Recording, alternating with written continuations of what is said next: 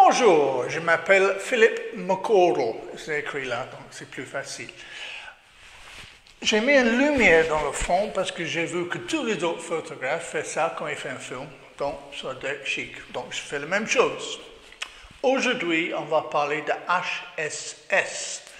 Bon, qu'est-ce que ça veut dire? En français, synchronisation haute vitesse.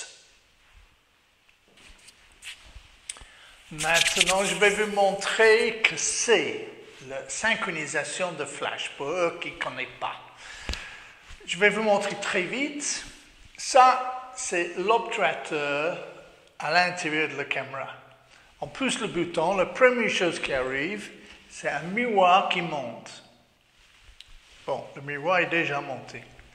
Maintenant, la prochaine chose, c'est l'obturateur qui descend. Le rideau. Il y a un rideau qui descend comme ça. Non, maman. Il descend comme ça. Voilà. Donc, à ce moment, le flash part et ça expose la photo. Tout de suite, le flash est fini. Celui-là descend. Celui-là descend. Et tout est fini. Dans la lumière, c'est plus entré. Mais il y a un problème si notre vitesse d'obturation est trop vite. Qui arrive, je vais remettre ça en place. Si c'est trop vite, celui-là va descendre beaucoup trop vite. Avant, tout est ouvert. Donc, il va bloquer le flash dans l'image et on va finir avec un bon noir. C'est ça, pas ça qu'on veut. Tous les fabricants nous disent que nos flashs fonctionnent à 10 millièmes, 20 millièmes, même 30 millièmes d'une seconde.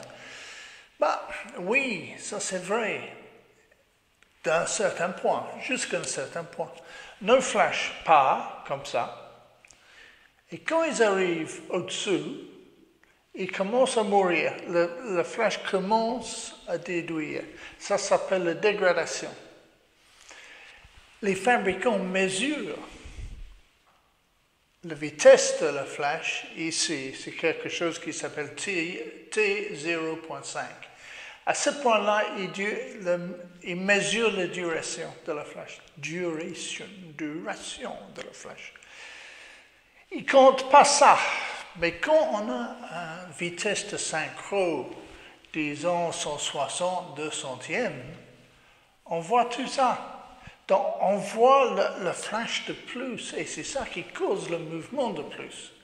Donc, nous, on doit avoir la HSS pour nous donner une vitesse d'obturation assez vite pour capturer que ça, ou que ça, ou que ça. C'est génial, non? Avec la HSS, je vais vous montrer ce qui arrive. C'est génial. On descend, l'obturateur descend comme ça. Il descend comme ça avec un tout petit slit ou trou. Et pour chaque fois, l'exposition est plus longue, plus petite, et cette petite ligne. Donc 8 millièmes, par exemple, c'est comme ça.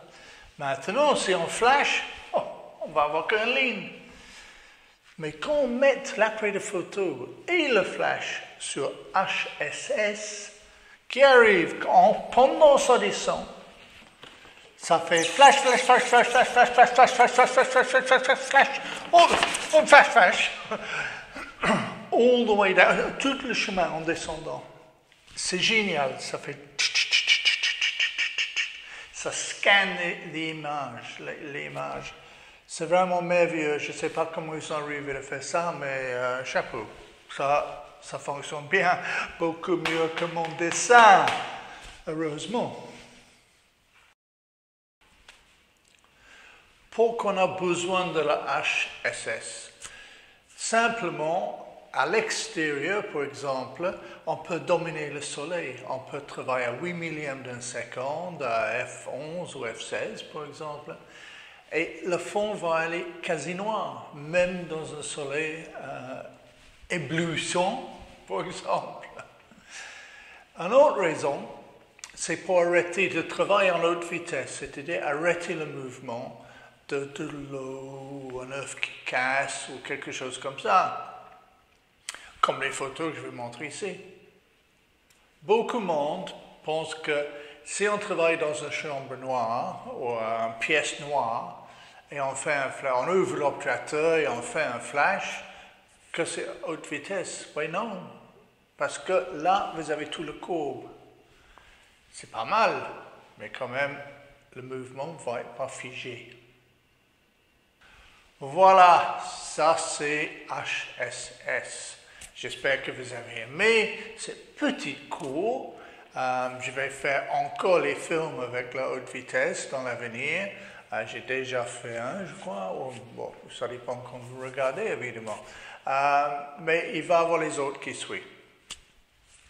Au revoir. N'oubliez pas de souscrire sur la chaîne. Il y a encore les films à regarder aussi. Bye.